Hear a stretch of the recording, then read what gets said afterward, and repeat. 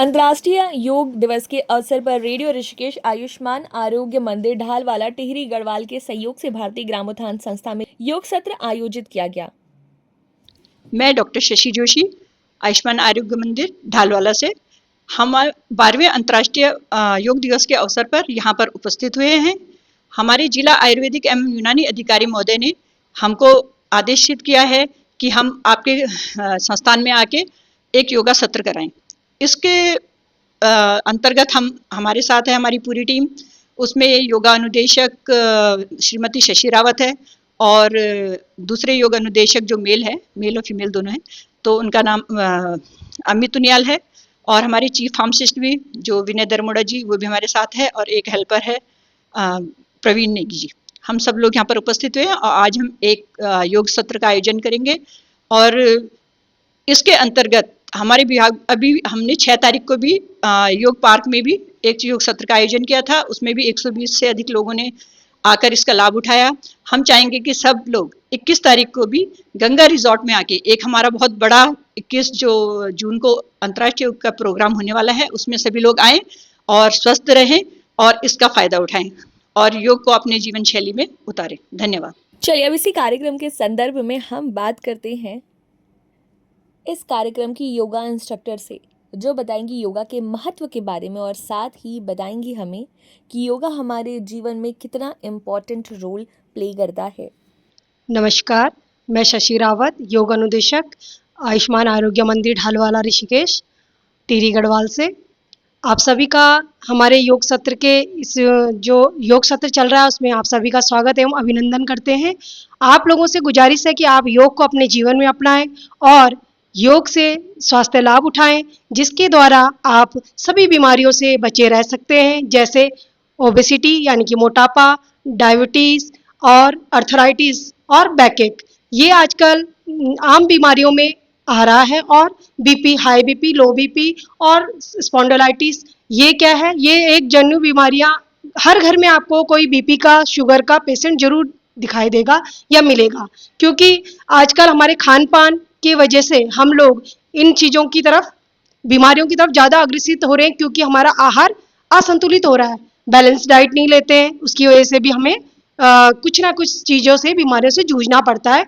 इसके लिए आप सर्वप्रथम सुबह ब्रह्म मुहूर्त में उठें और कुछ योगाभ्यास अपनाएं, जैसे सूर्य नमस्कार करें, उत्थान पादासन करें। और डायबिटीज़ के लिए, मधुमेह को दूर करने के लिए मेरुदंड वक्रासन करें। और गर्दन की स्पॉन्डिलाइटिस के लिए गर्दन को दाएं बाएं घुमाएं, अप एंड डाउन करें और हल्का हल्का मूवमेंट दें, जिससे कि आपको सर्वाइकल स्पॉन्डिलाइटिस में मदद मिलती है। और अगर आपका बढ़ा हुआ पेट है तो आप उत्थान पादासन कीजिए। और जो लोग आफ्टर डिलीवरी कुछ फैटी लीवर जैसे फैटी पेट हो जाता है, उनका पेट बाहर की ओर आ जाता है, बेली फैट जिसे कहते हैं हम, और उसके लिए आप भद्रासन, तितली आसन, इनका अभ्यास करके अपने स्टमक को सही और सुचारू रूप से जिस पोजीशन में पहले था उस पोजीशन में ला सकते हैं।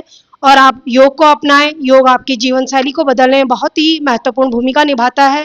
यह हमारे आहार संबंधी और दिनचर्या संबंधी जितने भी हमारे नियम हैं उनको भी हम फॉलो करते हैं। अष्टांग योग के माध्यम से भी हम इसको किया जा सकता है, जैसे यम और नियम का पालन करके ब्रह्म मुहूर्त में उठकर सुबह अपने दिनचर्याएं पूरी करके और आप सुबह उठते ही योगाभ्यास आरंभ करें, जिससे आपकी जीवन शैली सुचारू रूप से चले। धन्यवाद।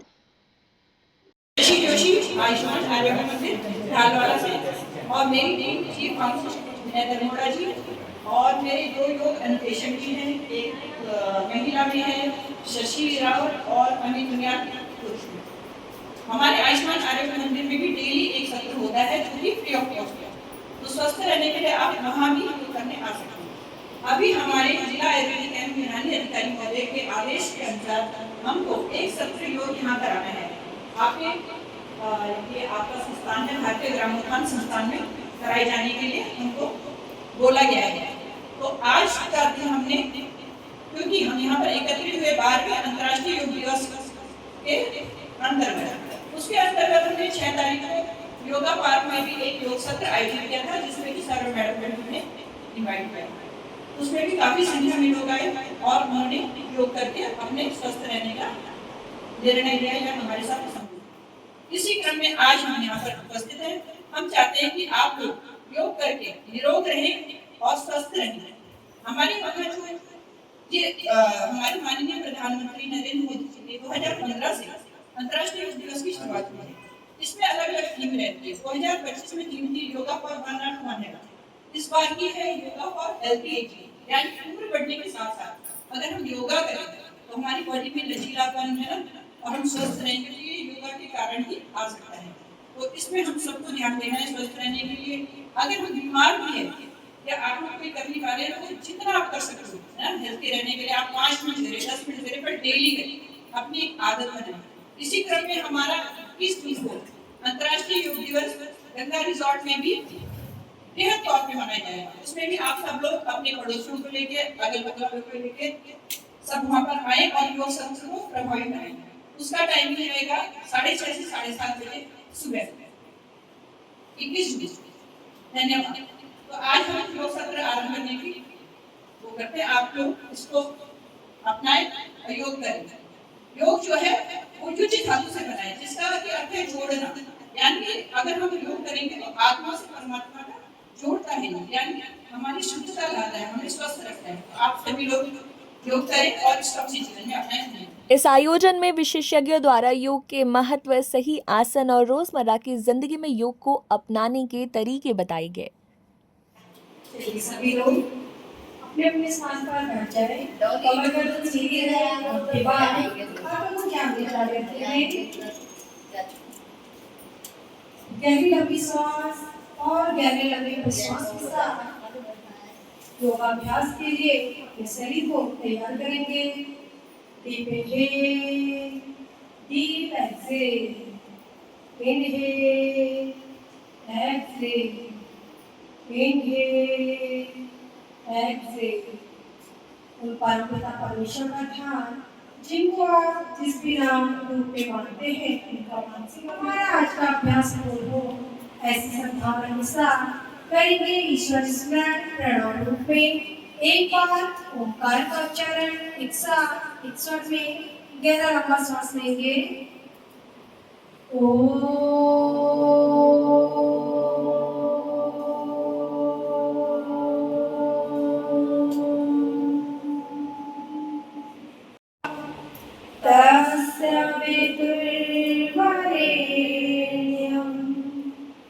भर्गो देवस्य धीमहि धियो यो न प्रचोदयात्। तो लाइन नीचे की ओर करेंगे योग शब्द का आरंभ। सर्वप्रथम दाहिनी ओर देखेंगे, गर्दन को दाईं ओर घुमाएं, बाएं ओर। एक बार पुनः गहराएं दाहिनी ओर, नीचे की ओर टूटी वक्षस्थल को स्पर्श करें। धीरे धीरे सांस भरते हुए गर्दन को पीछे की ओर ले जाएं। तो सांस को भीतर की ओर ले, गर्दन पीछे की ओर।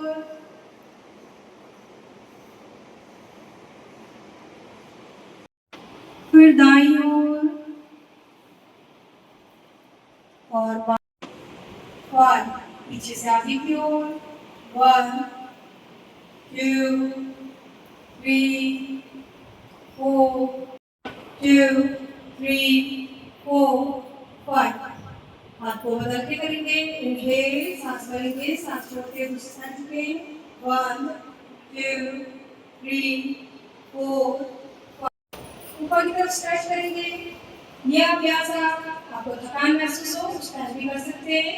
रिलैक्सेशन के लिए हाथों को थोड़ा सा आराम दिलाने के लिए यहाँ पे टूटे एड़ियों को ऊपर की ओर उठा लेंगे। एड़ियों को ऊपर उठा लो, पंजे की ओर आ जाओ। रुकेंगे यहाँ पे टूटे 1 2 3 हाथों को खींच कर रखेंगे। 1 2 3 ऊपर की तरफ देखेंगे, बाएं हाथ की तरफ। 1 2 3। उल्टे से ही सांस को ले अंदर की ओर, दोनों नोस्ट्रल बंद, कई तरीके के आसन इसमें सिखाए गए और उसके साथ साथ लोगों को अपनी परेशानी पूछने का वक्त भी दिया गया कि लोग अपनी समस्या बताएं और उसका निदान भी हुआ। ऐसा कौन सा योगा करना चाहिए जिसकी वजह से ये तो मतलब सुस्ती है, आलस है, वो थोड़ा सा साइड में और मैं मतलब ज़्यादा सीरियस हो रही योगा में तो कॉन्सेंट्रेट करने के लिए मुझे कोई योगा बता दीजिए जिसमें आलस दूर हो और थोड़ा सा कॉन्सेंट्रेट मैं कर पाऊँ।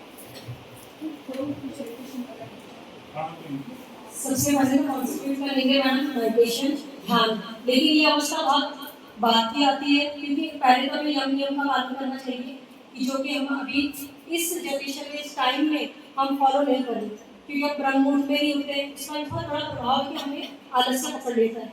जितनी जल्दी बिस्तर छोड़ेंगे उतनी जल्दी आलस्य को त्याग देंगे आप। तो सर्वप्रथम तो आपको कोई भी छोटे मोटे योगाभ्यास करने चाहिए जैसे ध्यान हो गया या गर्दन से रिलेटेड अभ्यास है या हाथों को चलाना जैसे अभी सर ने करवाया आपको यहाँ पे।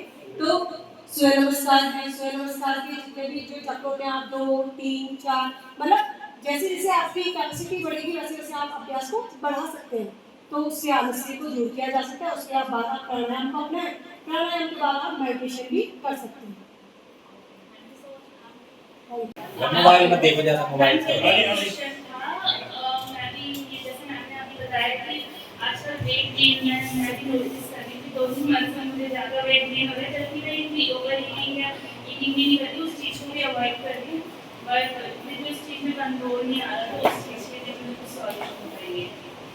सबसे पहले तो मैम मैं आपसे ये अनुरोध करूँगी सभी से कि बाहर का जो हम भोजन ग्रहण करते हैं उससे भी हमारे पाचन शक्ति में क्या होता है उतार चढ़ाव आने जाते हैं। कभी हमारे खाना में पचता नहीं, एसिडिटी हो जाती है, ठीक है। तो ओबेसिटी का कारण एक मुख्य कारण ये भी कि जब हम जंक फूड ज़्यादा खाएंगे तो पाचन क्रिया में भी फर्क पड़ेगा, क्योंकि हमारे पसीने के अंदर उसको एफर्ट्स लगाना ज़्यादा करता है। क्यों पहले के लोग आपने सुना होगा हम आध्यात्म की ओर क्यों जुड़ते हैं क्योंकि हम वगैरह। आज के इस खास आयोजन में हमने लोगों से जाना, समझा और उनके अनुभव को महसूस किया। जब उनसे पूछा गया कि योग हमारी जिंदगी को कैसे बेहतर बना सकता है तो हर जवाब में एक ही बात सामने आई कि योग सिर्फ शरीर को फिट नहीं रखता बल्कि हमारे मन को भी शांत और मजबूत बनाता है।